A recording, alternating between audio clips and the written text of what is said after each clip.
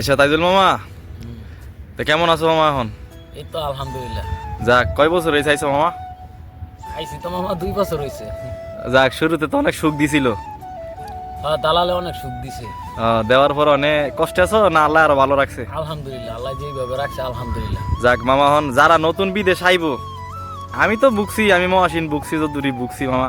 এখন যাই হোক, আমার কথা নিলে পরেই কমো সবাই রে। এখন তুমি যে আইছো মামা, বা নতুন কেউ যে আইবো, কিভাবে আইলে যে তারা সুবিধা ভোগ করতে পারবো, ভালোভাবে থাকতে পারবো, বা কথায় কাজে এ করে টইব, হ্যাঁ উদ্দেশ্যে কিছু কম মামা।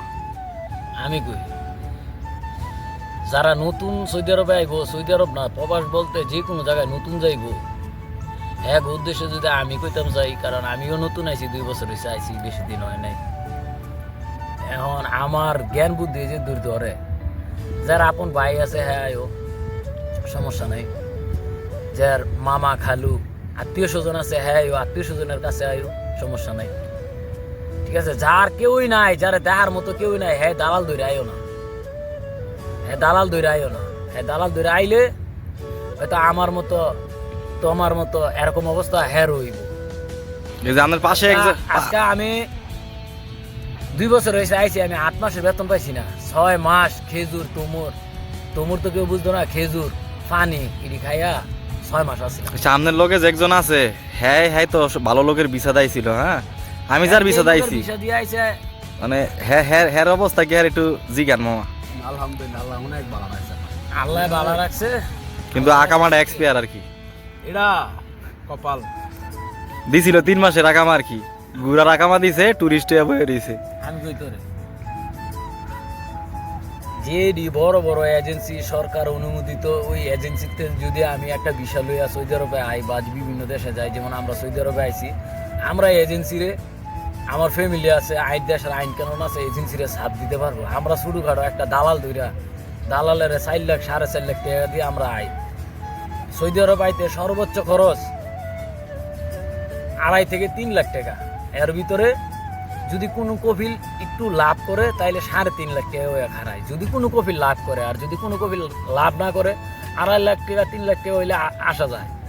এই জায়গার মধ্যে এই ছোটোখাটো দালাল যারা, জ্ঞানাম পর্যায়ে মাঠ পর্যায়ের দালাল যারা, এরা 4 লাখ 5 লাখ এইভাবে লোকগুলার আনতেছে। হাজার হাজার লোক সৌদি আরবে বৈশা রয়েছে, কাজ নাই, আকামা নাই, বৈধতা নাই, এই দেশে কাজ করবো, ওয়ার্ক পারমিশন নাই, এরা কিভাবে কাজ করবে? আচ্ছা মামা, এখন তো একটা প্রশ্ন, যে এখন তো মনে করো যে আমিও এক্সপায়ার হয়ে গেছি, এই পাশের আমার ভাই মানে হ্যাঁ মনে করো যে হ্যাঁ এক্সপায়ার, কারণ এই জায়গার ভিতরে আমরা তো কোনো কাজে গেলেও কাজে নেয় না, আবার কয়েক জায়গায় কাজের লেগে গেছিও, যাওয়ার পরও কাম করায় টেয়া দেয় নাই।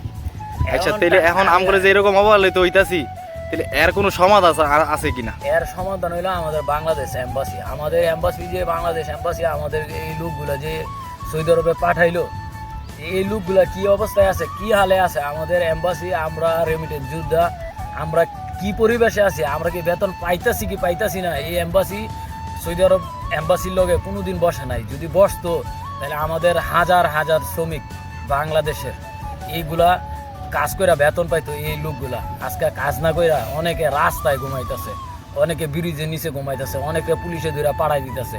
এই সমস্যাগুলো হয়তো থাকতো না। আমাদের এম্বাসি, আমাদের বাংলাদেশ এম্বাসি দুর্বল। আমি বাংলাদেশ সরকারের প্রতি কৃতজ্ঞতা জানাই বলতে চাই যে বাংলাদেশ সরকারের এখন বর্তমানে যারাই আছে, যেই সরকারি ক্ষমতায় আছে বা যারাই দেশ নিয়ন্ত্রণ করতেছে, যে আপনারা এই প্রবাসীদের দিকে একটু নজর দেন, হেরা জানি সুষ্ঠুভাবে সুন্দরভাবে এই প্রবাসে আইসা জীবনযাপন করতে পারে, কাজকর্ম করতে পারে, কাজ করে আমাদের বাংলাদেশের অর্থনৈতিক চাকাটা সচ্ছল রাখতে পারে, ওই দিকে আপনারা খেয়াল দেন। আসসালামু আলাইকুম। অনেকদিন পর আমার মামার নঙ্গরখানাতে আমি শেষ পর্যন্ত পৌঁছাইলাম। মামার লগে বসে একসাথে চা খাইতেছি অনেক দিন পর, প্রায় কয়েক বছর কাইটা গেছে গা। এই যে আমার তাইজুল মামা আমার নিয়ে ডাক্তার দেখাইলো, সেলুনে লয়ে গেল চুল টুল কাটাইয়া। এখন এই যে শীত করতেছে দেখা মামায় গরম চা খাওয়াইতে আনছে নামাজ পড়াইয়া। 3 জন মিলে একসাথে নামাজ পড়ছি, নামাজ পড়ে এই যে পার্কে বইয়া সাইডে বইয়া চা খাইতেছি। মামা কিছু কর আসেনি? আমার আছে রে, আমগো 3 জনের লাগা সবাই দোয়া করবেন, আমরা জানি সুস্থ থাকি বাস। আলামিন, আমার অনেক কিছু কোয়ার আছে, বাংলাদেশ গেলাম কিছু ক এরপরও সবাই ক সবার উদ্দেশ্যে ক। আলামিনে বাংলাদেশে গেলে কইব, বাংলাদেশে গেলে আলামিনে কইব, যা কর বাংলাদেশে যা কইব। যাক আপনারা দোয়া করেন, আমরা দুইটা ভাই বেকার আছি, আল্লাহ নেই তাইজুল মামার উচিলায় আমাকে দুজনের একটা গতি কইরা দেয়। আপনারা সবাই মামার লাগে দোয়া করেন, মামা যেন ভালোভাবে কাম কাজ করতে আর আমগো যেন একটা ফয়সালা হয়ে আছে, আল্লাহ যেন মামার মাধ্যমে আমগরে কইরা দেয়। আপনারা সবাই ভালো থাকেন, সুস্থ থাকেন, ইনশাআল্লাহ, দোয়া করেন ইনশাআল্লাহ। আমগো লাগে। আসসালামু আলাইকুম। ইনশাআল্লাহ।